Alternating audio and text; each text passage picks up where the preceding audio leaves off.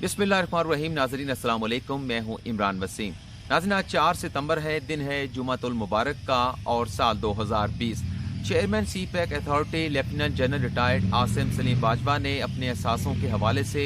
मुकम्मल तफसील मीडिया के ज़रिए अवाम के सामने रख दी है और वज़ीर आज़म इमरान खान के मुशीर के ओहदे से मुस्तफ़ी होने का ऐलान भी कर दिया है। आज की इस वीडियो में कुछ और चीज़ें आप नाज़रीन के साथ डिस्कस करेंगे कि lieutenant general retired Asim Saleem Bajwa दरअसल हैं कौन, इनका बैकग्राउंड क्या है, नून लीग और मरियम नवाज़ की जानिब से आसिम सलीम बाजवा को क्यों टारगेट किया गया और मनी ट्रेल देने के बाद क्या ये मामला यहाँ पर रुक जाएगा, यहाँ पर थम जाएगा या आसिम सलीम बाजवा साहब को आइंदा आने वाले दिनों में मज़ीद मुश्किलात का मसाइल का सामना करना पड़ेगा। इसके अलावा एक और ब्रेकिंग न्यूज़ भी आप नाज़रीन के साथ में डिस्कस करूँगा। वैसे तो अपोजिशन जमातों की जानिब से 20 सितंबर को APC का इजलास जो है वो बुलाया गया है, लेकिन 17 सितंबर 2020 को मैरियट होटल इस्लामाबाद में एक और APC का इनेकाद होने जा रहा है, जिसमें शिरकत के दावे नामे तमाम सियासी जमातों को भिजवा दिए गए हैं और एक्सपेक्ट किया जा रहा है कि आर्मी चीफ जनरल कमर जवेद बाजवा साहब की मुद्दत मुलाजमत में तौसी का मामला और lieutenant general retired Asim Saleem Bajwa साहब के एहसासों का मामला भी इस APC में ज़ेरे बहस लाया जाएगा, ज़ेरे गौर लाया जाएगा। लेकिन सबसे पहले नाज़रीन हम बात करेंगे कि आसिम सलीम बाजवा साहब दरअसल हैं कौन, इनका बैकग्राउंड क्या है। आज सुप्रीम कोर्ट में कमरा अदालत 1 में मुख्तलिफ केसेस की समाअत सुनने के बाद जब मैं अदालत से बाहर आया तो बेंच पर बैठा था तो एक बड़ी उम्र के वकील मेरे पास आए जो बड़े तकलीफ में लग रहे थे, बड़े रंजीदा दिखाई दे रहे थे। उन्होंने आके मुझे मुखातिब किया और ये कहा कि इमरान वसीम बेटा के मैं आपके YouTube चैनल पर जो वीडियोस होती हैं बड़ी बाकायदगी के साथ देखता हूं, लेकिन आज मैं आपके साथ अपना एक दुख, एक तकलीफ़ जो है वो शेयर करना चाहता हूं। मैंने उन्हें अपने साथ बिठाया और उनसे रिक्वेस्ट की कि आप बताएं आप क्या कहना चाहते हैं। तो उन वकील साहब की जानिब से मुझे ये कहा गया कि दरअसल मेरा ताल्लुक़ जो है वो सादकाबाद रहीम यार ख़ान से है और हमारे शहर में एक डॉक्टर हुआ करते थे, डॉक्टर सलीम। लोग उनकी बड़ी रिस्पेक्ट करते थे, बड़ा एहतराम करते थे, लोगों में उनका बड़ा रिकॉर्ड था। मैंने उनसे ये पूछा कि डॉक्टर सलीम साहब हैं कौन और आप उनका क्यों मेरे साथ जो है वो ख़ास तौर पर जिक्र कर रहे हैं। तो उन वकील साहब की जानिब से मुझे ये बताया गया कि दरअसल डॉक्टर सलीम जो हैं वो आसिम सलीम बाजवा साहब के वालिद साहब हैं और इनका हमारे शहर में हॉस्पिटल था और लोगों में इस फैमिली की बड़ी रिस्पेक्ट है। उन्होंने कहा कि कल जो आसिम सलीम बाजवा की जानिब से अपने एहसासों के हवाले से मनी ट्रेल जारी की गई और उसके बाद मीडिया पर वो आए और उन एहसासों के हवाले से अपना मौक़िफ़ जो है वो लोगों के सामने बयान किया, लेकिन टीवी के एंकर्स की जानिब से जिस तरह से उन्हें सख्त सवाल किए गए, तुर्श सवाल किए गए, तो उससे मुझे बहुत जो है वो दुख पहुंचा है, मेरे दिल को तकलीफ़ पहुंची है। तो मैं मीडिया पर जाकर ये बताना चाहता हूँ कि आसिम सलीम बाजवा साहब का ताल्लुक़ एक बड़ी इज़्ज़तदार फैमिली के साथ है। उनके जो वालिद मोहतरम थे वो बड़े एक ईमानदार शख्स थे, डॉक्टर थे, उनका हॉस्पिटल था और लोग उनका आज भी बड़ा एहतराम करते हैं। तो उनकी ये बातें सुनने के बाद मैंने उन्हें क्या तजवीज़ दी कि किस तरह से वो मीडिया पर जाकर अपना मौक़िफ़ जो है वो आवाम के सामने रख सकते हैं, ये तो मैं आपको नहीं बता सकता। लेकिन उनके जाने के बाद जो मैंने आसिम सलीम बाजवा साहब का जो प्रोफेशनल पाक फ़ौज का करियर है उससे थोड़ा सा मैंने स्टडी किया, उनके फैमिली के हवाले से मैंने कुछ स्टडी किया जो आप नाज़रीन के साथ मैं ज़रूर डिस्कस करूँगा। आसिम सलीम बाजवा साहब का जो ख़ानदान है उनका कोई भी फ़ौजी बैकग्राउंड नहीं था। आसिम सलीम बाजवा साहब के 2 भाई अपने वालिद साहब की तरह उन्होंने डॉक्टरी का जो प्रोफेशन था वो अडॉप्ट किया, एक और भाई उनके बैंकिंग सेक्टर की तरफ चले गए और आसिम सलीम बाजवा साहब ने 1984 में पाक फ़ौज में कमीशन लिया और 2019 तक पाक फ़ौज में खिदमात सर अंजाम जो है वो देते रहे। पाक फ़ौज में मुख्तलिफ ओहदों पर रहे, GOC डेरा इस्माइल ख़ान भी रहे, वज़ीरिस्तान भी रहे और इसके अलावा उन्हें ब्रिगेडियर वो 111 ब्रिगेड के भी ब्रिगेडियर रहे। लेकिन उन्हें जो पहचान मिली, जो शोहरत मिली जब उन्हें पाक फ़ौज की जानिब से DG ISPR लगाया गया। दिसंबर 2012 में उन्हें DG ISPR लगाया गया और यहाँ से मुस्लिम लीग नवाज़ की भी आसिम सलीम बाजवा के साथ जो है वो कंप्लेंट या जो शिकायत हैं उनका सिलसिला शुरू होता है, क्योंकि जब आसिम सलीम बाजवा साहब ने DG ISPR का ओहदा संभाला उससे पहले अतर अब्बास साहब जो है वो DG ISPR थे। तो इस मनसब पर आने के बाद इस पूरा जो कंपोनेंट था पाक फ़ौज का, क्योंकि पाक फ़ौज एक मुकम्मल एक इदारा है और DG ISPR اس کا ایک چھوٹا سا کمپوننٹ ہے. تو اس مکمل طور پر اس کمپوننٹ کو عاصم سلیم باجوہ کی جانب سے مکمل طور پر فعال کیا گیا, متحرک کیا گیا, ٹرانسفارم کیا گیا. اور یہی وجہ ہے کہ ایک موقع پر جا کر بھارت کو یہ تسلیم کرنا پڑا کہ D G I S P R نے انہیں میڈیا کے محاذ پر مکمل طور پر جو ہے وہ شکست سے دوچار کیا ہے. اور بھارتی فوج کے سابق افسران کی جانب سے یہ مطالبہ کیا گیا کہ جس طرح سے پاک فوج کا D G I S P R کا ادارہ ہے, اس طرح کا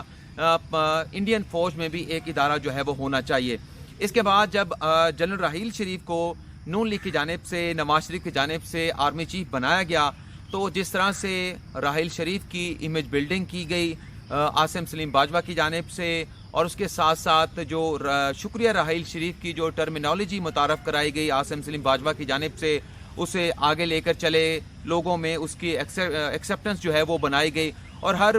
بڑے چھوٹے بوڑھے کے لفظ پر یہی لفظ تھا کہ شکریہ راحیل شریف. اور اس کے بعد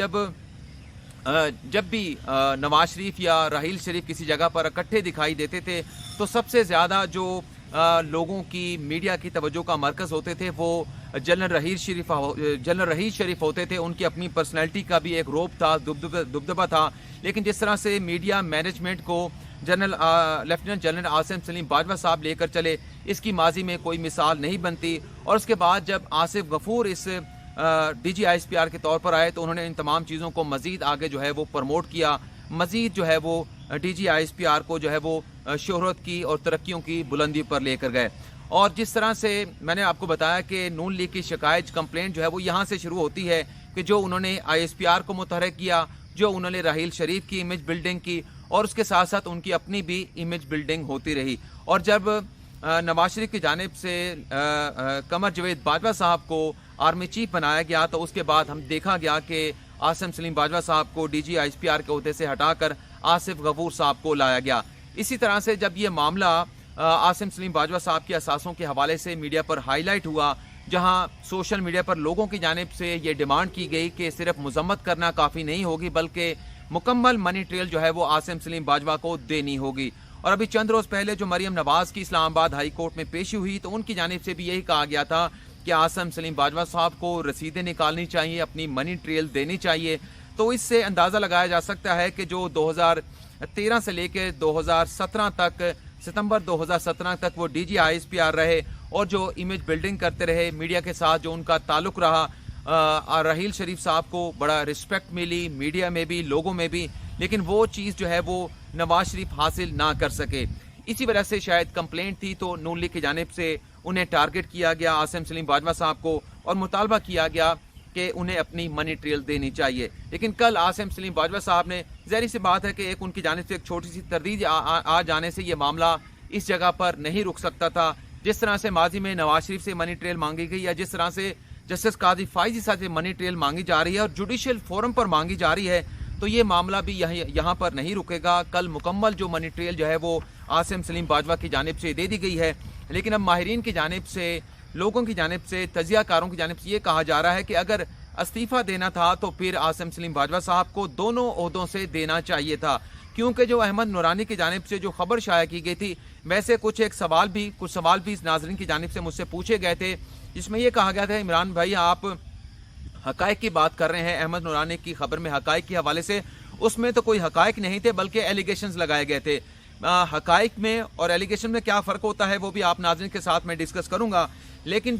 یہ جو منی ٹریل دے دی گئی ہے, اس پر جو نئی چیز سامنے آ رہی ہے, لوگ یہ کہہ رہے ہیں کہ دونوں عہدوں سے یا استعفیٰ دیتے یا کسی عہدے سے بھی استعفیٰ نہ دیتے, کیونکہ لیگلی اور مورلی عاصم سلیم باجوہ صاحب باؤنڈ نہیں تھے اپنے اثاثے ڈکلیئر کرنے کے لیے, کیونکہ کسی بھی جوڈیشل فورم کی جانب سے نہ ان کے خلاف کوئی مقدمہ دائر کیا گیا تھا, نہ انہیں نوٹس جاری کر کے بلایا گیا تھا. تو جب تک یہ معاملہ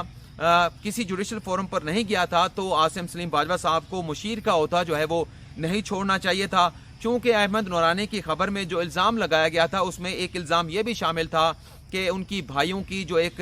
لیبر ہائر کرنے کی جو کمپنی ہے اس میں سی پیک کے کنٹریکٹ جو ہے اپنے بھائیوں کی کمپنی کو دیے گئے ہیں. تو الزام اگر براہ راست لگ رہا تھا تو ان کے بطور چیئرمین سی پیک اتھارٹی میں ناجائز اختیارات کے حوالے سے الزام لگ رہا تھا. تو اگر استعفیٰ دینا تھا تو پھر دونوں عہدوں سے دینا چاہیے تھا. ایک عہدے پر جو استعفیٰ دیا گیا اس پر لوگوں کا یہ کہنا ہے کہ اگر جوڈیشل فورم پر یہ معاملہ جاتا ہے تو ڈسکوالیفیکیشن سے بچنے کے لیے شاید صرف वज़ीर आज़म इमरान खान के मुशीर के ओहदे से इस्तीफ़ा दिया गया है। लेकिन कुछ लोगों की जानिब से ये भी कहा गया है कि जो मैंने अभी भी आपको बताया कि ये जज्बात में आकर जल्दबाजी में फैसला किया गया है। आसिम सलीम बाजवा की जानिब से फ़ौज में बड़े मजबूत असाब के बड़े ज़ेरक जो है वो फ़ौजी अफसर गर्दाने जाते थे, लेकिन लोग ये कहते हैं कि अहमद नूरानी की खबर जो है उन पे असाब पर जो है काफ़ी ज़्यादा हावी हुई, इसी वजह से उन्हें जज्बात में आकर ये फैसला करना पड़ा, जबकि कोई किसी किस्म का उन पर मॉरल बाइंडिंग नहीं थी, लीगल बाइंडिंग नहीं थी कि वो वज़ीर आज़म इमरान खान के मुशीर का ओहदा छोड़ते।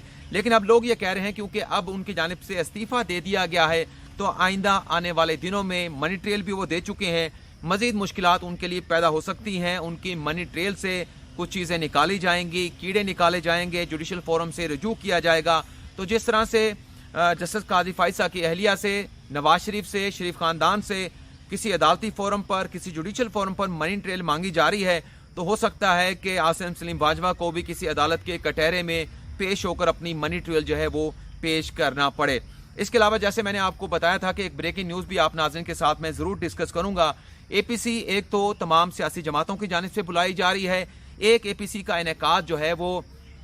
पाकिस्तान बार काउंसिल की जानिब से किया जा रहा है। चंद हफ्ते पहले पाकिस्तान बार काउंसिल के जो वाइस चेयरमैन हैं आबिद साकी, उनकी जानिब से बाकायदा प्रेस कॉन्फ्रेंस की गई थी जिसमें बताया गया था कि हम तमाम सियासी जमातों का एक APC बुलाएंगे जिसमें जो जुडिशल मैटर हैं, अदलिया में तकर्रियों का मामला है, आर्मी चीफ जनरल कमर जवेद बाजवा साहब की मुद्दत मुलाजमत में तोसी का मामला है, या मुल्क में जो जमहूरियत का मामला है, मीडिया पर सेंसरशिप का मामला है, ये तमाम मामले जो है इसमें ज़ेर गौर लाए जाएंगे। और अब ये बताया गया है कि 17 सितंबर की जो तारीख है वो पाकिस्तान बार काउंसिल की जानिब से डिक्लेयर कर दी गई है। मैरियट होटल इस्लामाबाद में इस APC का इनेकाद जो है वो किया जाएगा, जिसमें तमाम सियासी जमातों को शिरकत के दावतनामे भिजवा दिए गए हैं। लेकिन अब ज़राए की जानिब से यह भी बताया जा रहा है कि इस APC में जो lieutenant general retired Asim Saleem Bajwa साहब के असासों का मामला है, इसे भी ज़ेर गौर लाने का, ज़ेर बहस लाने के इम्कानात खासे जो है वो